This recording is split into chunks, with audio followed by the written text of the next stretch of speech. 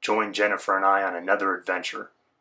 We travel to Cripple Creek, Colorado, and investigate the haunted history of the town, as well as the alleged paranormal activity of the Hotel St. Nicholas.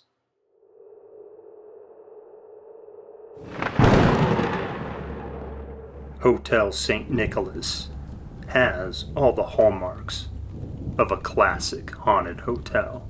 However, to truly appreciate the history of this hospital turned hotel, one has to look at the history of the town of Cripple Creek itself.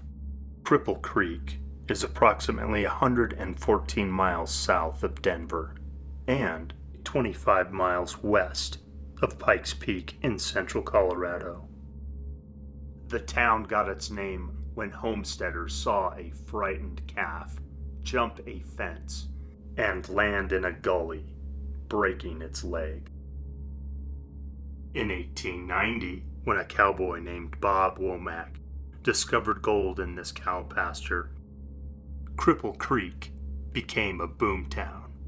Thousands flocked to the area between 1890 and 1910 to what became the world's greatest gold camp. Over 22 million ounces of gold was removed from over 500 mines in the Cripple Creek area.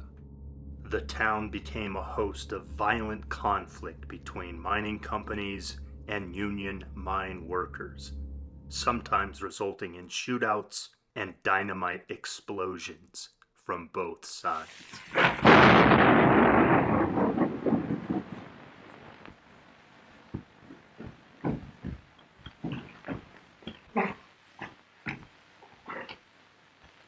I sure am glad dynamite isn't readily available to people like it was back in those days. Anyhow, back to our adventure. We are en route to Cripple Creek, Colorado, Hotel St. Nicholas. Hopefully we'll find some interesting ghostly anomalies. Say hello. Hello. So let's see what kind of adventure awaits.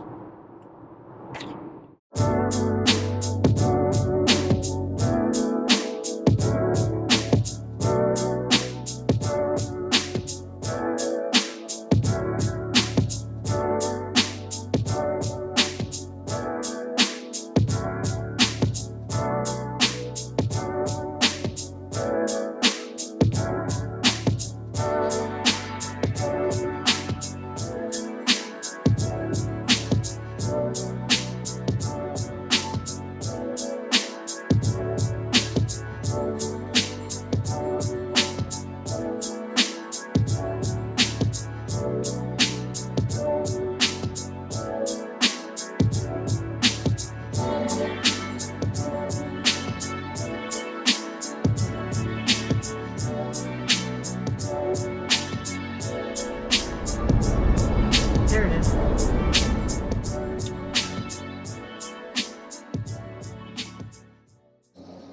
So we are in Cripple Creek, Colorado, and the wild donkeys just roam the area, and they like to come right on up. Yeah, right. You want some carrots?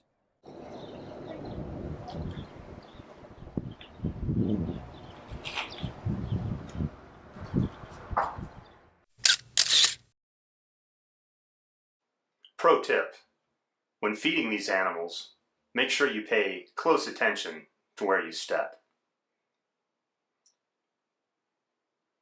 It's good advice. There's crap everywhere. These donkeys are believed to be the direct descendants of the donkeys used to mine the Cripple Creek and Victor mining districts. Often, when miners would leave the area, they would leave their donkeys behind, setting them loose to roam the land. However, some town locals have said that these animals are actually rescues and are taken care of during the winter months and are allowed to roam free in the spring and summer months.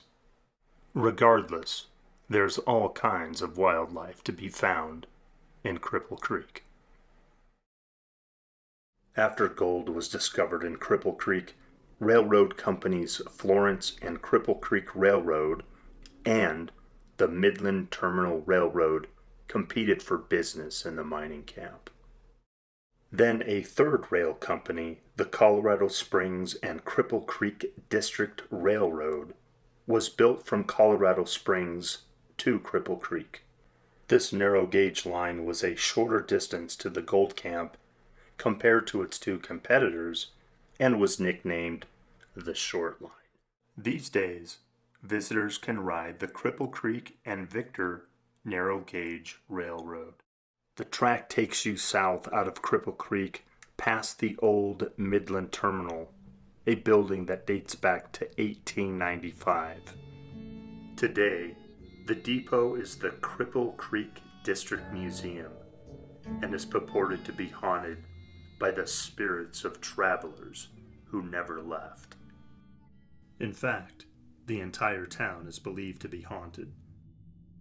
With its rich history, complete with mining accidents, fires, lawlessness, and violence, Cripple Creek truly is a living ghost town. The town hosts other museums, such as the Heritage Center and the Outlaws and Lawmen Jail Museum. This building is the original Teller County Jail, which served the town of Cripple Creek over 90 years, finally closing permanently by the state in 1992.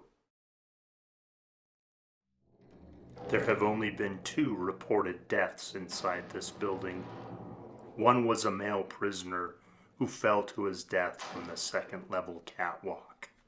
The other death was that of Olga Knudsen. Diagnosed as being insane, she was taken to the second floor of the jail and placed in a straitjacket.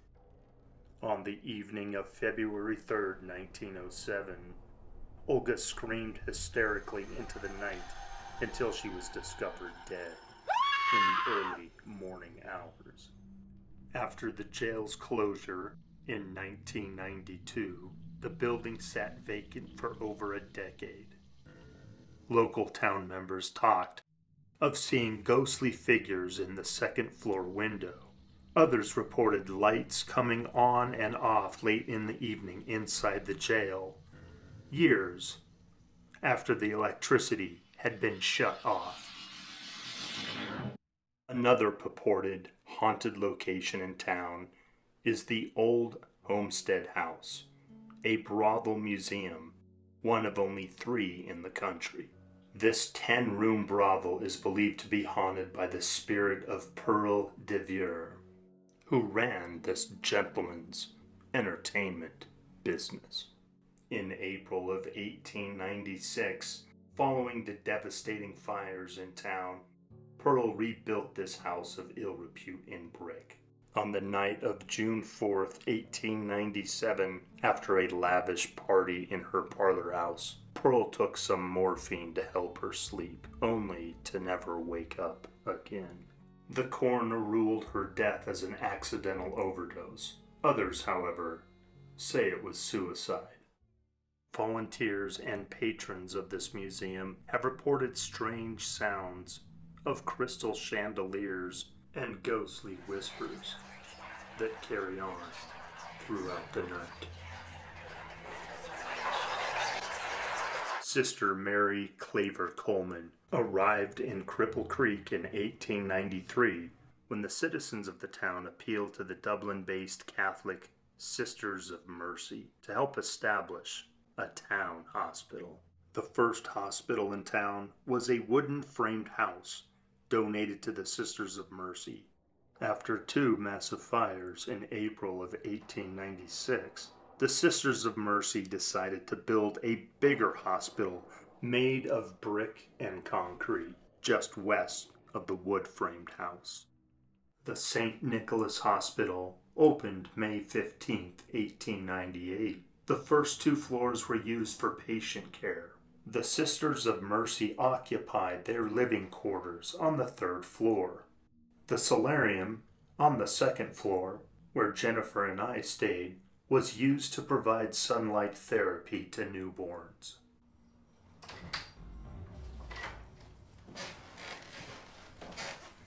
Oh wow. That's nice. Not bad. Nice room. I like the sun porch. Following the 1819 influenza epidemic and a subsequent economic downturn, mines in the area closed, and a slow but steady decline in Cripple Creek's population transpired. After 30 years of medical service, the Sisters of Mercy left Cripple Creek in 1924. The hospital was then sold to a group of doctors who used the building as a private medical practice until 1960. It has been alleged that during its time as a private facility, strange and cruel experiments were done on mentally ill patients. It has even been speculated that the remains of some of these patients may still be tucked away somewhere inside the hospital's crawl space, somewhere underneath the building.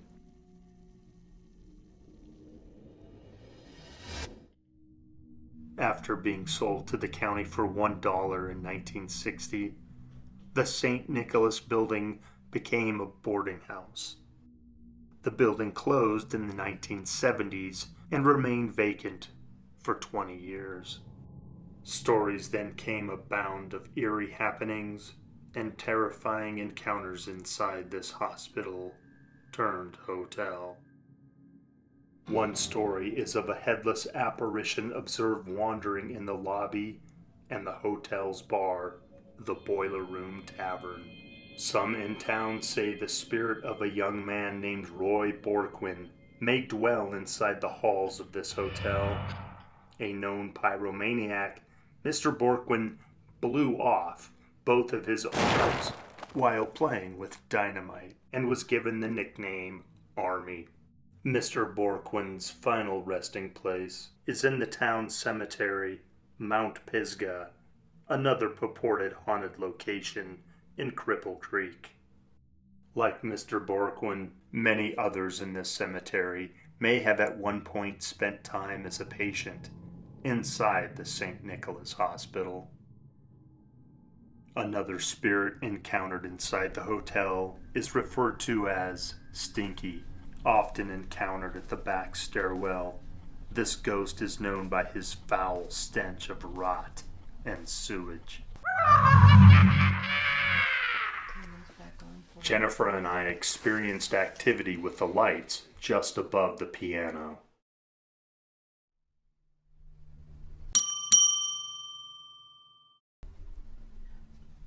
Those lights just came on. After sunset, we returned to the billiard room and made an attempt to communicate to anyone or anything that may reside inside this building that is over 120 years old.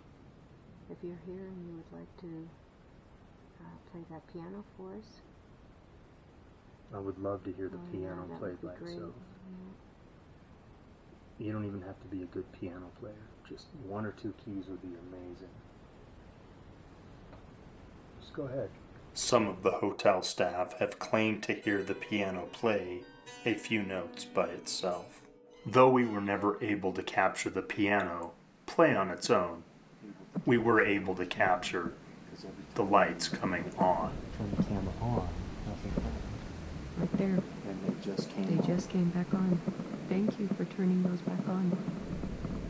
Wow. They just... Moments later, the lights turned off. Because of the rain. Oh, there we go. So the lights just went off Just again. went off again. Thank you. I did. I got that on video too.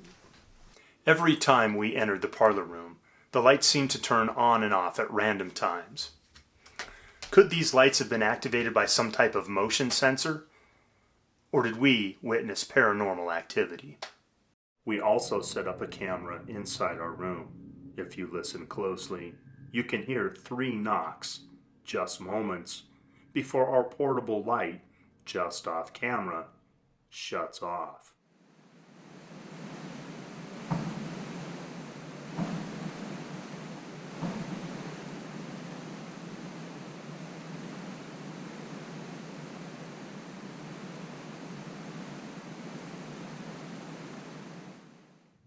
Jennifer said she heard these same knocks later that night when trying to sleep. After exploring the hotel late that night, we finally retired.